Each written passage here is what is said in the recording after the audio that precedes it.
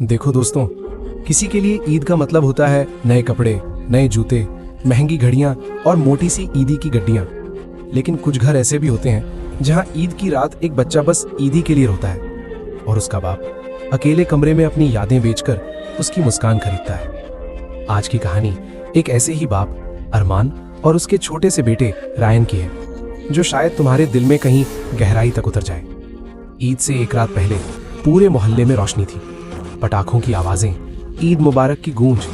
बच्चे नए कपड़े पहनकर आईने के सामने घूम रहे थे। लेकिन उसी मोहल्ले में एक छोटा सा घर था जहां रोशनी से ज्यादा फिक्र जल रही थी। रायन अपने अब्बू के पास आया और बोला, अब्बू, सबको ईदी मिल रही है, आप मेरे लिए क्या लाए? मैं भी घड़ी पहनूंगा, लाल पट्टे वाली।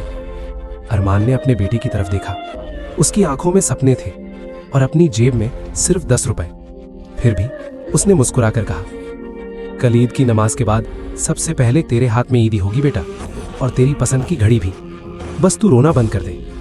रायन सो गया, लेकिन अरमान की नींद उसी वक्त उड़ गई। उसकी बीवी हिना ने कहा, आपने फिर उससे वादा कर दिया? आप जानते हैं घर में आटा भी नहीं है और आप घड़ी की बात कर रहे हो। अरमान बोला, तो क्या करता हिना, बच्चा है, ईद पर सपने नहीं देखेगा तो कब देखेगा? हिना ने पूछा, जेब में सच सच कितना है? अरमान ने 2 मुड़े हुए नोट निकाले। 10 रुपए बस। हिना की आंखें भर आईं। कल ईद है, ना कपड़े ना ईदी। जब वो दूसरे बच्चों को देखेगा टूट जाएगा। अरमान बोला, नहीं टूटेगा, उसके टूटने से पहले मैं टूट जाऊंगा। सब सो गए और अरमान धीरे से अलमारी खोलने लगा। एक पुराना डिब्बा निकाला, उसमें एक घड़ी थी।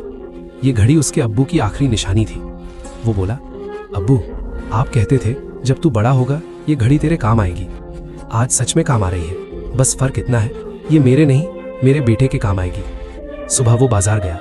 दुकानदार ने कहा, पुरानी है, ज्यादा से ज्यादा 700। उसने घड़ी को देखा, जैसे किसी अपने को आखिरी बार देख रहा हो। फिर बोला, ठीक है, दे दो। उसने अपने बाप की याद सिर्फ 700 में बेच दी। लेकिन उस वक्त उसके लिए उसके बेटे की मुस्कान हर चीज से ज्यादा कीमती थी। रायन चिल्लाया, अब्बू, मेरे लिए क्या लाए? अरमान बोला, आंखें बंद कर, अब खोल। अब्बू, लाल पट्टे वाली घड़ी, आप दुनिया के सबसे अमीर अब्बू हो। रात को सब सो गए और अरमान सजदे में गिर पड़ा। या अल्लाह, मेरे बेटे को कभी मत बताना कि उसकी पहली घड़ी किस कीमत पर आई थी। बस इतना कर कि जब वो बाप बने तो वो भी अपनी औलाद की मुस्कान पर सब कुर्बान कर सके। दोस्तों, हर बच्चे की कलाई पर बंधी घड़ी में सिर्फ टाइम नहीं चलता, कहीं कहीं एक बाप का टूटा हुआ दिल भी चल रहा होता है। अगर ये कहानी आपको अपने अब्बू की कोई कुर्बानी याद दिला गई हो तो कमेंट में लिखो, या अल्लाह, हमारे माँ बाप की कुर्बानियों को कबूल कर और उन्हें जन्नत में ऊंचा दर्जा दे।